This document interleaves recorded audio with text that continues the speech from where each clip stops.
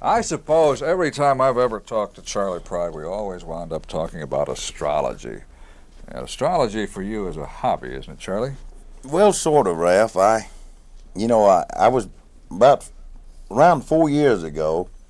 I was in Amarillo, Texas, and this fan gave me a book called "In the Goodman Sun Signs," and I just started reading it, and I just started noticing how accurate it was describing me, as being a Pisces. So I kept reading and finally said, "Charlie, you on? You come?" I said, "Okay, I'm coming. I'm coming." I was getting ready to go on stage at the fair there in Amarillo. So ever since then, I've just been reading. If I meet someone, then I started watching people, and seeing if I could sort of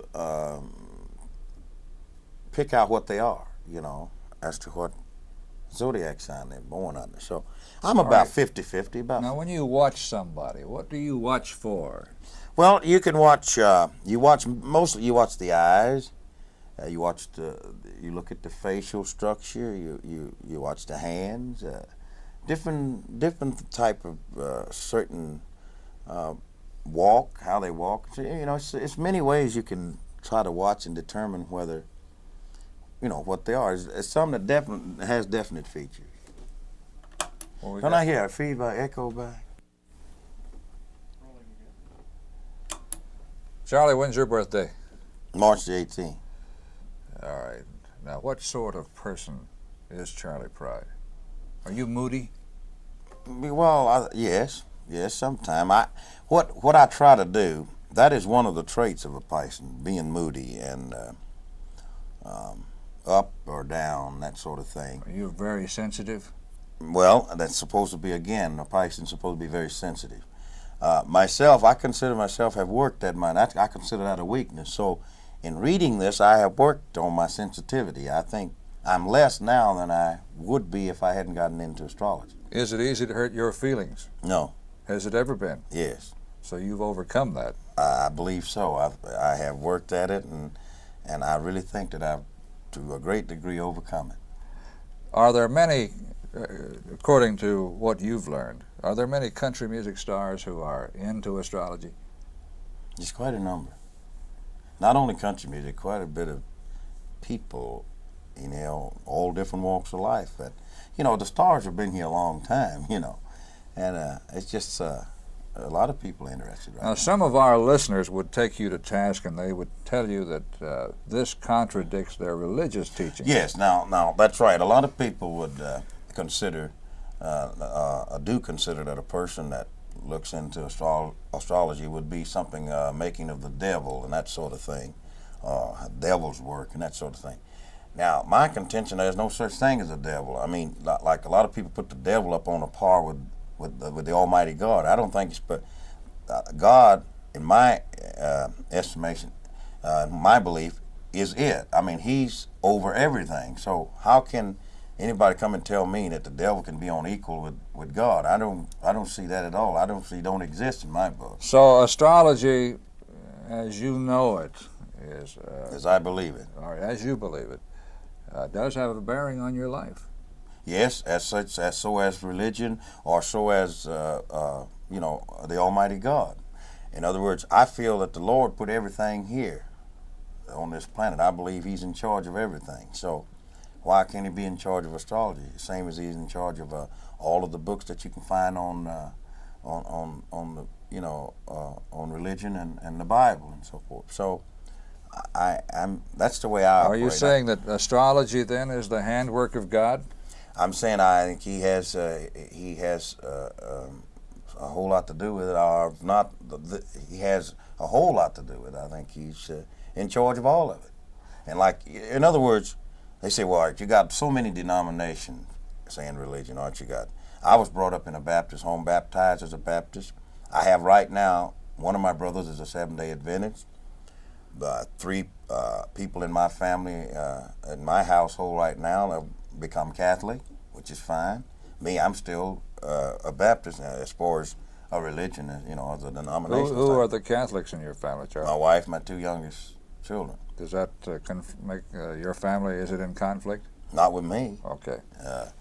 I'd see that again. I deal. In fact, I went to church with them just the other Sunday for the first time, and I started to begin to explain to my daughter. She's 11 about that I'm a Baptist. She said, "What's that?" I said, "Well, that's all right. I'll go to church with you then." And I said, when she gets a little old, I'll just explain to her little by little as to what we're talking about. So the point I want to make here is that I deal with him one-on-one, him and I, the Almighty and myself, my conscience, and as I relate to my fellow man and how I operate. In other words, I'm not saying the Baptist is that's the right way. I'm not saying the Catholic that's the right way. That my brothers are Seventh-day Adventists, as I say.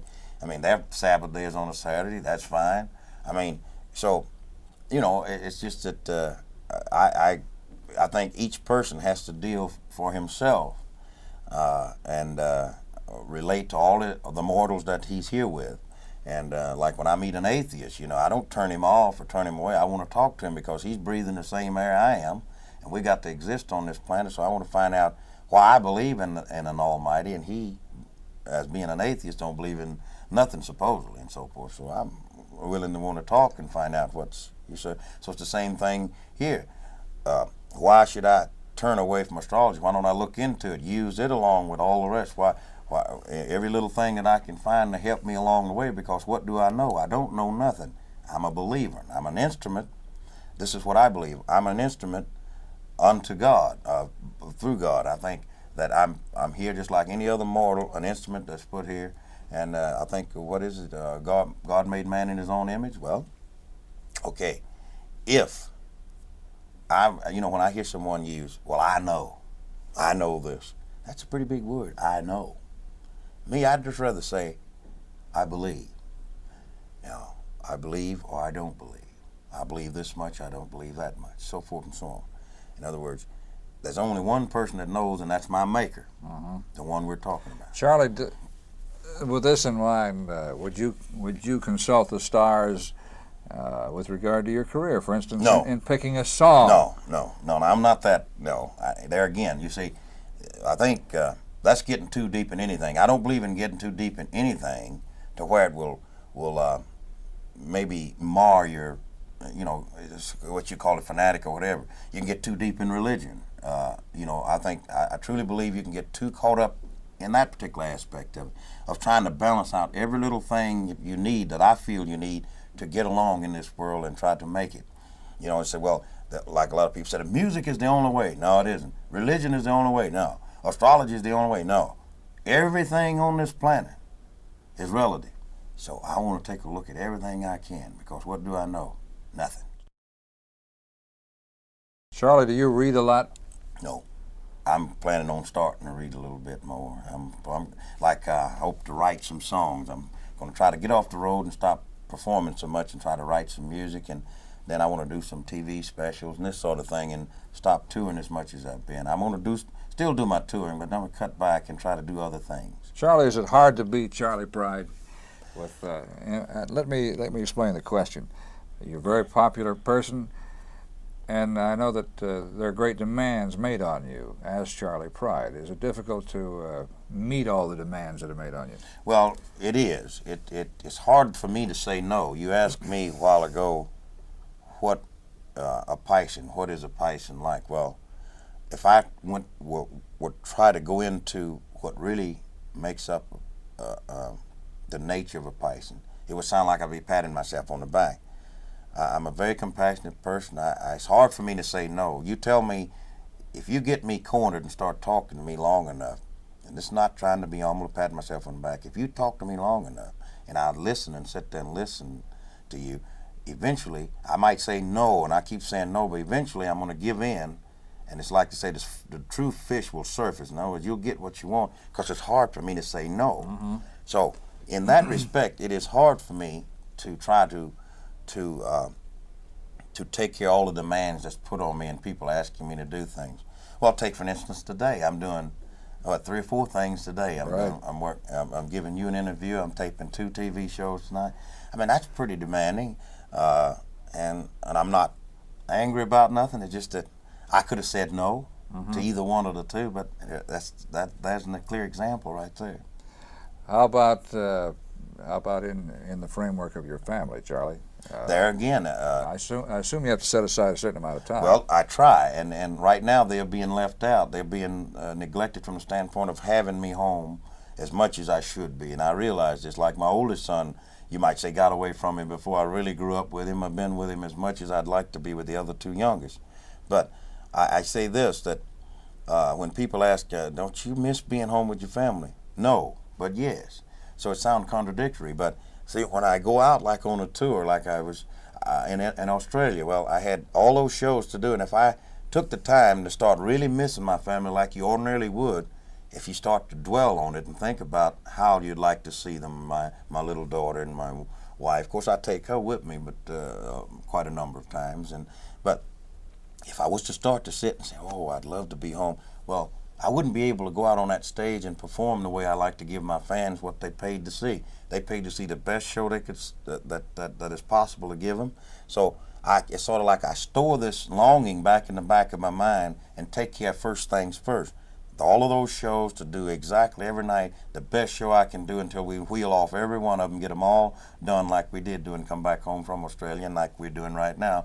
And when I'm through, I'm going to go home and try to be with the family. In what you were saying, trying to set aside, that's again becoming more harder to do. First it was going to be June. All of a sudden, June's no more set aside. June is now I have my own golf tournament. I gave my name for St. Joseph Cancer Hospital for charity in Albuquerque, New Mexico, which has been a tremendous success in the second year. We doubled what we did the first year and for the hospital there. So, and now I'm caught up in that, not fussing about it. I'm just there again. It's just there.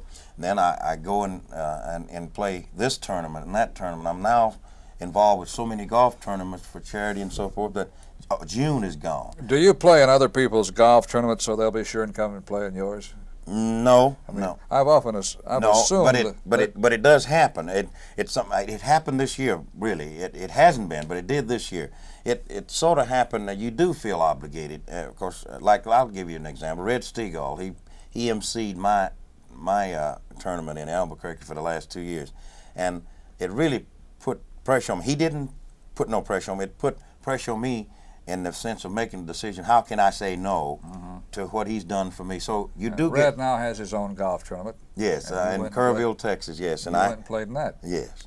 So and then plus I only had a day in between where I had to be.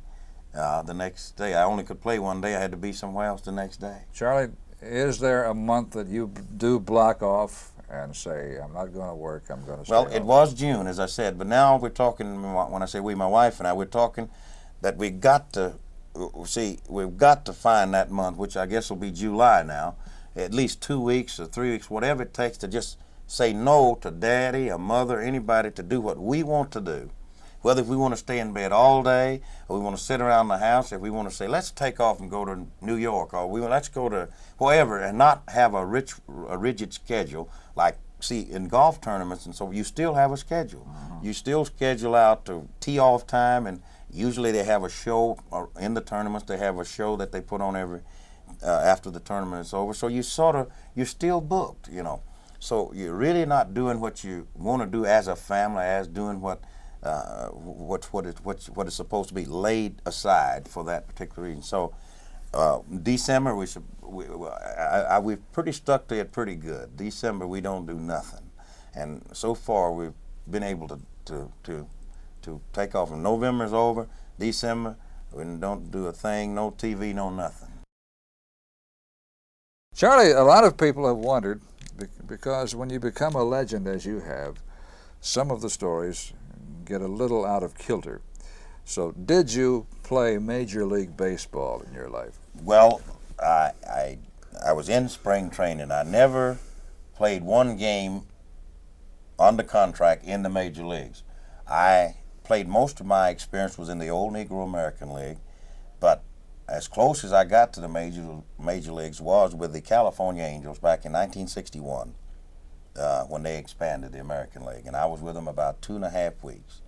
And I did sign a contract to try and make it, but I was released after about 2.5 weeks because I looked so bad. I tried to look good right off, you know, and my arm got sore, and I just continually look worse and worse. And so they finally said, Charlie, I don't think you got a major league arm. We're going to have to let you go. And Were you a pitcher? yeah, I pitched and played outfield. I played outfield too.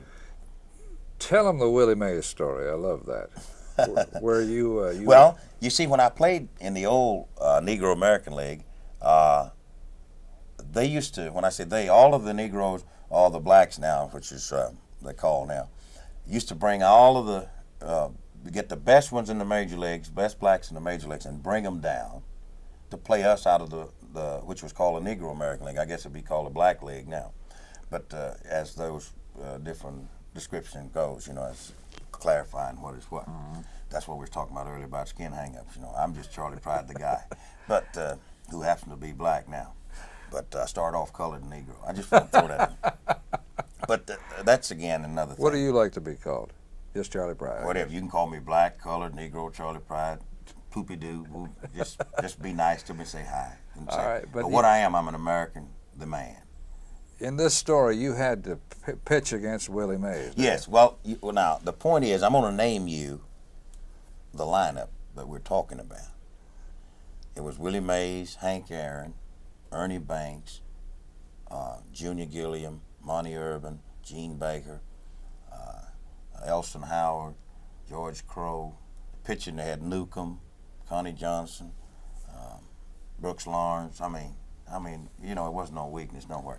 So, now, this was an all-star team. All-star team was put together after the World Series is over. They'd come down and they'd pick the best out of the Negro American League to play against them in tour after the World Series was over. So my first game against them was in Shreveport, Louisiana. No, yes it was, Shreveport, Louisiana. Now, I had hurt my knee, and it didn't bother me at all. I had cut it on a railroad curve, jumping, the train was at a crossing, and I couldn't wait, and there was a flat car, and I was going to jump upon it. My knee caught one of those light fixes and cut it. Anyway, but I had to pitch that night in Shreveport. I got beat 3-2. I'm going to tell you. How many? No, I got beat 3-1. How many hits did they get? All right, they got about 4 or 5 hits out of all that lineup. And I'll tell you who won that hurt me. Willie Mays hit 2 homers off me, a solo home and a 2-run shot. Beat me 3-1. If I walk him, I might win, But I said, people that hate to say, hey, kid, Willie Mays, they'd scream. I said, I'm going to blind him. I said, that way I get to the majors, they see me and strike Willie Mays out to get him out, So this went on. He beat me about 3 games that I'd pitch in relief, and then I'd sometimes start. But I pitched the whole game that night, got beat 3-1 of that lineup. Another night, I had him 1-0 going to the 9th inning in Albany, Georgia. They beat me 2-1. 2-1. Now, Willie didn't do that. I sort of beat myself in a way. You must have been a hell of a pitcher to hold this yes, bunch down. Well, I've got it in black and white on the write-up. But that's the point, I was good. People say why you didn't make it, but it's certain things. I guess I truly believe that certain individuals are here on this planet for certain things. A certain amount of that is a destiny, fate and destiny involved, along with your determination and fortitude to do what you want to do. So. Because I was told when I was very young, this old fellow at the farm where we grew up on, he said to me one time, he said, have you ever thought that no matter how you try to get in the major leagues, that you're here on this planet to sing, that baseball is not for you?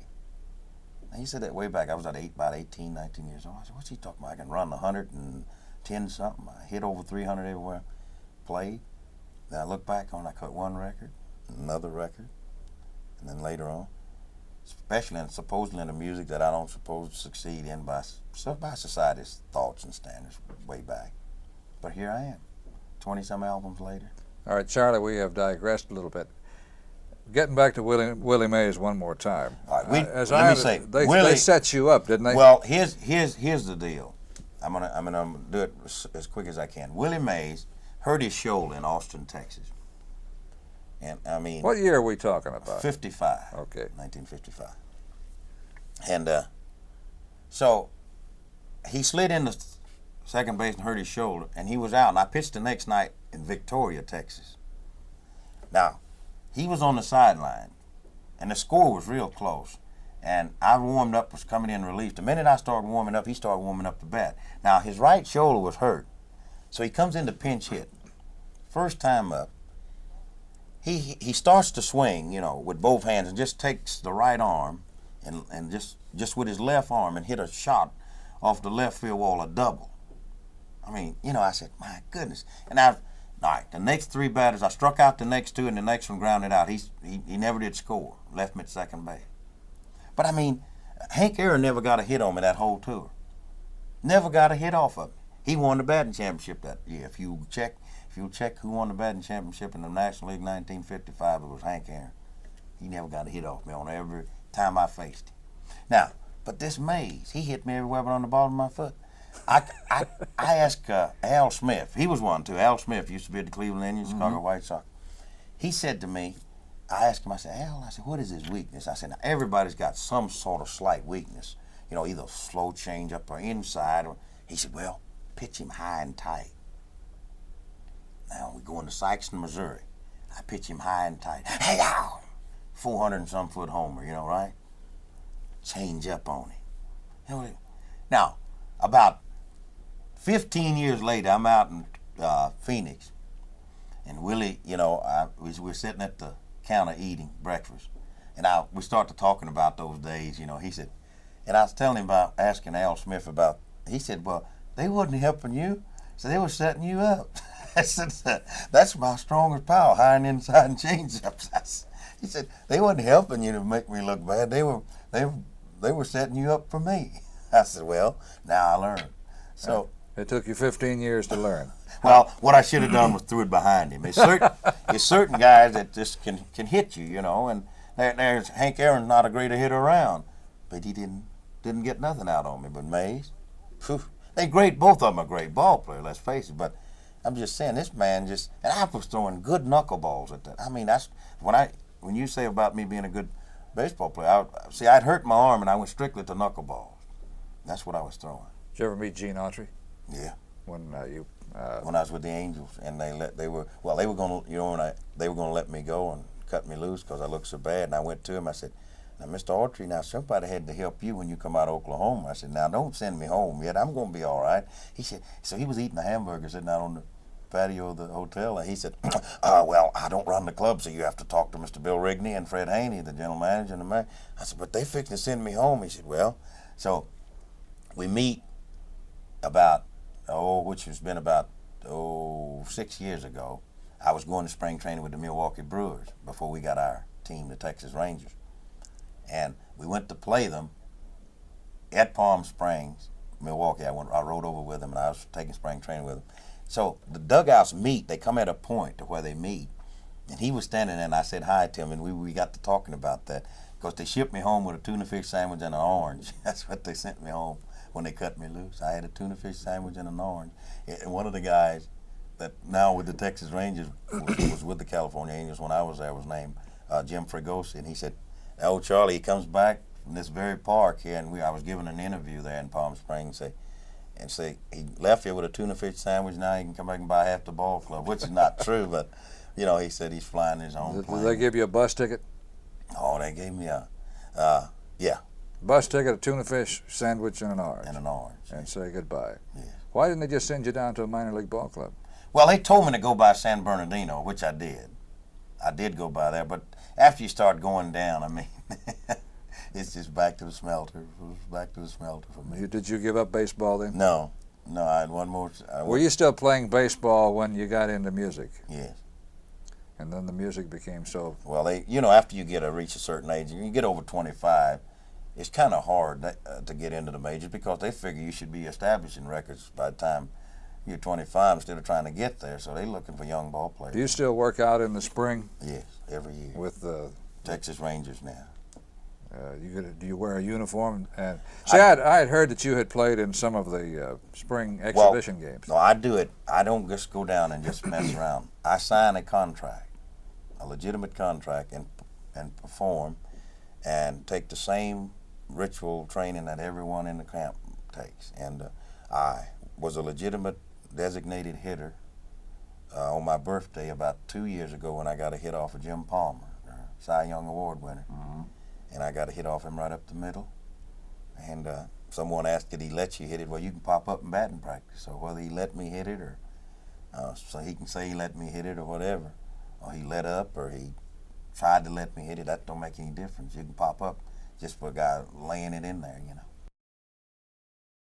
I want to ask you about artists that you have developed that have sort of grown up under your wing, like Ronnie Millsap, Gary Stewart, Dave and Sugar, people like that. Right. Well, you know, I'm just happy, Ralph, that I was fortunate enough to be involved with these people. The only thing I can tell you is that I just spotted some people that happened to be very talented, and they became a part of my show, and I put them up front, and I'm fortunate enough to draw quite a number of people, and thank God I still am. Were these your choices, or did people recommend these acts to you, or Well, did you seek them out? Well, it was sort of a seeking out process too. My former manager and I were looking for people to try to develop and so forth, and one night we were up listening to Ronnie when he was playing at King of the Road, and I said to him, I said, there's a guy we ought to just latch on to right there. And that's the way he came about. Of course, Johnny Duncan, worked up front on my show before Ronnie did. Mm-hmm. And Johnny Russell, and of course, then came, Ronnie Millsap, and then Gary Stewart, and then Dave and Sugar, and now, we have You have a little girl named Sylvia. Sylvia now that's starting out, and Cliff Cochran, Razzie Bailey's now with us. So. How about somebody new? I don't know this fella, Dean Dillon. Yeah, well, he's just starting out. But he basically came about through Tom Collins and Jerry Bradley. I mean, he's a writer, and he's associated with, you might say, the people that I'm associated with, which is Tom Collins and I. You had a direct hand in developing the Dave and Sugar Act, didn't you? Well, a little bit. I don't think I'll be that involved anymore with artists of that nature, because sometimes it creates feelings that you wouldn't like to have by trying to be artists and be the artist yourself, and then dealing with artists on that level. I guess you were their manager, weren't you? Well, the agency that did manage them. I mean, you owned the agency. Yes. Well, I know that you and Dave Rowland got together and developed the ideas for Dave and Sugar. Right. You must have been very proud of their success. Oh, goodness. You feel like a father? No, to all these acts? No, but I tell you what, of any group that any ones that have been on my show, I felt if that's the correct description, it would have to be with them. Yes, for them, it was like my little, from a baby to where they are. Yes. You even sort of looked after the girls on the road as a father would, didn't you? Well, we had rules that that we wanted to try to maintain that we felt had to be to make a good, smooth operation. And does your wife Rosine get involved in any of this? She was there with the rules making. Yes. Yeah. Does she sort of mother the acts that work for you? Yes, especially the girls. He dresses them, tells them how. Because I think if anybody on the face of the earth that know how to dress is my wife. She dresses me too. She buys my clothes. Does she? And I get a lot of comments, so I give her that credit that she really does know how to dress and buy clothes. Well, you look pretty nice, Charlie. She's done a pretty good job. Well, that's why I don't kick it anymore. I let her. I really did used to try to resent it, but I don't anymore because I get so many compliments. So I said, well, she must be know what she's doing. Now we know the secret behind Charlie Pride, Rosine. Well, great degree. Does she critique your songs, your records? No, but if that means opinions and that sort of thing, yes. I in fact, my whole family's one of about my most ardent critics, if that's the right word. I mean, when you come to Nashville and record, and you take the tape, Right. get on the plane, go back to Right. Dallas. Can I play it? Do they sit around and listen? Yes. If I ask them, I say, "What do you think?" and I get exactly what they feel too. I mean, they're pretty honest with you. Yes. What were you doing there? You didn't, you didn't get it done there. I'd like to take this opportunity to thank everybody for giving me this tremendous opportunity to come by and say hi.